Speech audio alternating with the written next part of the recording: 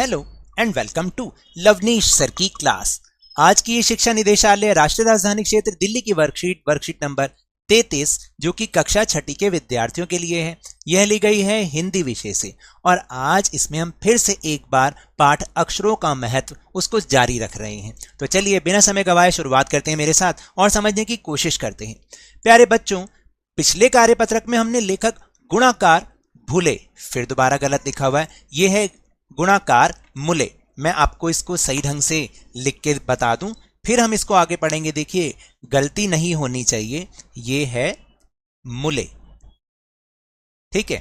तो पिछले कार्यपत्रक में हमने लेखक गुणाकार मुले द्वारा लिखा निबंध अक्षरों का महत्व पढ़ा, जिसमें हमने अक्षरों की खोज एवं अक्षरों के इतिहास के बारे में जाना कि अक्षरों की खोज के सिलसिले को शुरू हुए मुश्किल से 6000 साल हुए हैं।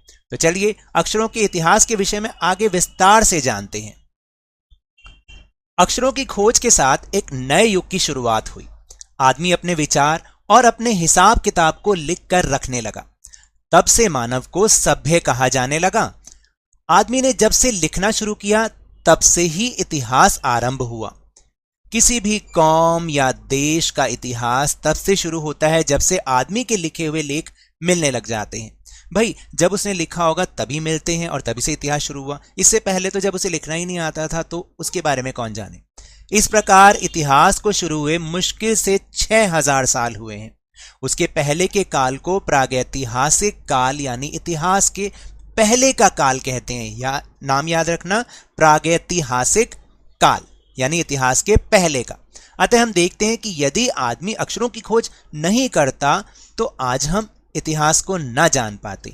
हम यह ना जान पाते कि पिछले कुछ हजार सालों में आदमी किस प्रकार रहता था, क्या क्या सोचता था, कौन कौन राजा हुए इत्यादि।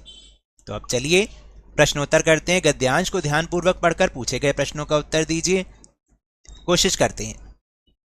पहला प्रश्न है कि कब से मानव को सभ्य कहा जाने लगा? जब से वह अपने विचार और हिसाब किताब को बताने लगा, जब से वह अपने विचार और हिसाब किताब को लिख कर रखने लगा, जब से वह अपने विचार और हिसाब किताब को समझने लगा, या उपरोक्त सभी।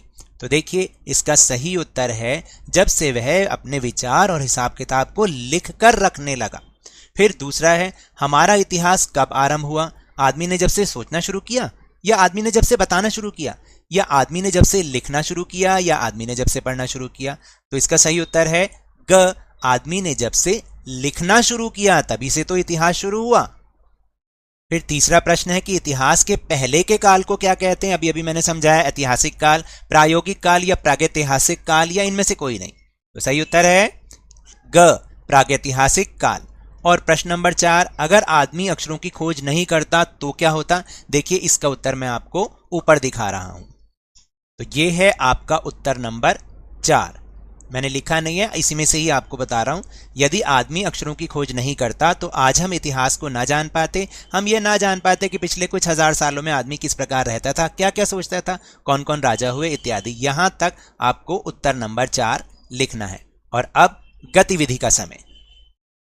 गतिविधि, अपनी लिपि के कुछ अक्षरों के बारे में जानकारी एकत्र कीजिए। यानी हमारी लिपि कौन सी है? हिंदी लिपि यानी देवनागरी लिपि। वो अक्षर जो अब प्रयोग में नहीं रहे और उनकी जगह प्रचलित नए अक्षर जो अब प्रयोग में आ गए। तो इसका उत्तर मैं आपको दिखा रहा हूं। तो देखिए इसका उत्तर है कि अक्षर जो अब प्रयोग में नहीं रहे। देखिए पहले हम इस तरह से यूज करते थे, म्र और र व, ख हम ऐसे लिखते थे, ख, ठीक है। और हम अ को इस तरह से लिखते थे। फिर हम अणय खाली को ऐसे लिखते थे और झ झंडे को ऐसे लिखते थे। तो अब ये तो प्रयोग में रहे ही नहीं। अब प्रचलित नए अक्षर कौन से हो गए हैं? अ ऐसे लिखते हैं, ख ऐसे लिखते हैं, मिला के याद रखना। अणय खाली ऐसे लिखते हैं और झ झंडा ऐसे लिखते हैं। इसके अतिरिक्त अंग्रेजी के शब्दों को हिंदी में लिखने के लिए अब औ का उपयोग होने लग गया। औ ऊपर जो खाली चंद्रमा, जैसे डॉक्टर। और उर्दू के शब्दों को के लिए वर्गों के नीचे वर्गों नहीं आएगा, यहाँ पे वर्णों आएगा। वर्णों के नीचे नुक्ता लगाया जाने लगा, जैसे इज्जत हो गया, है ना।